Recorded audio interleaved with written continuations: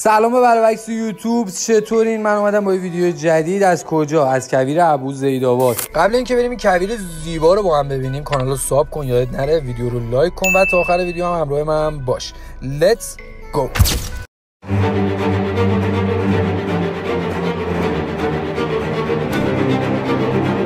خب کویر ابوزیدآباد 38 کیلومتری کاشانه، پس فاصله زیادی تا تهران، کرج، عراق و اصفهان نداره. ما از کرج اومدیم و 4 ساعت توی راه بودیم تا برسیم.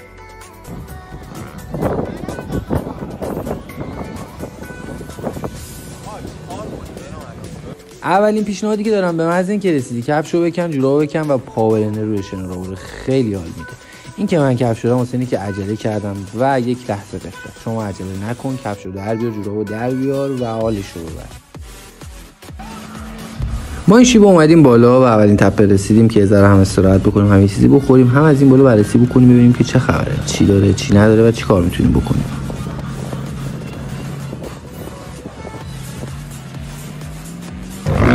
یه سری هم که با موتور کراس اومده بودن و فکر کنم بیشتر از هر کسی داشتن اونجا آدرنالین رو تجربه میکردن که من توی یکی گرفتم که شما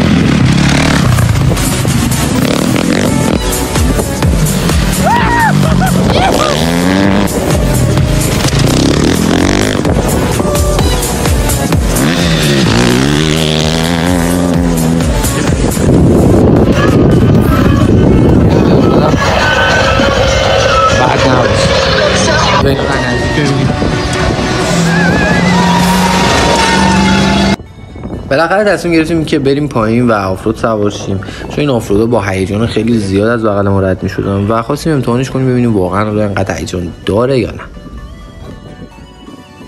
آقا اینو جان هیچی گفت سوار این شید.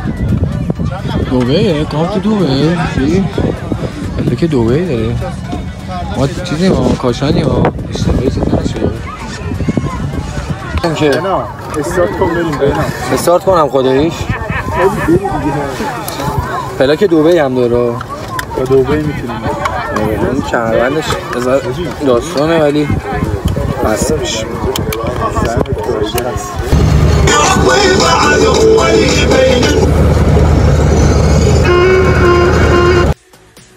زمان آفرود 10 الی 15 دقیقه، راننده ایشون و نفر 200,000 تومان هم هزینه.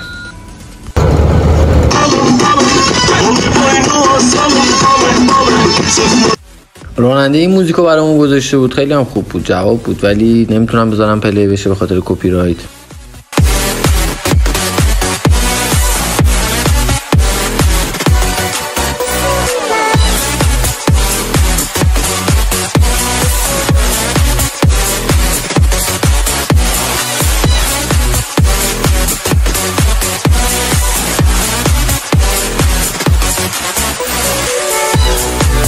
اینجای کارم یه دریفت کوچولو و تموم. به نظرم زمانش خیلی کمه، یعنی تا داره حال میده، تا داره یش میکنی تموم میشه. این بد. آره اینا بدون از دارنش حال میکنم، دل میخورم.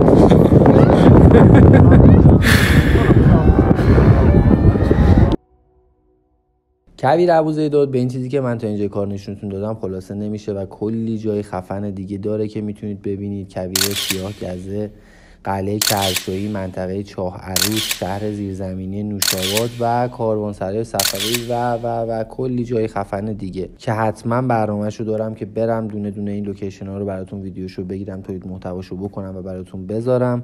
پس یادت نره کانال منو سابسکرایب کنی، این ویدیو رو هم لایک کن، اگر نظری، ایده، چیزی هم داری برام کامنت بذار و تا یه ویدیو دیگه و یه جای دیگه شما رو خدای بزرگ میسپارم. خدا نگهدار.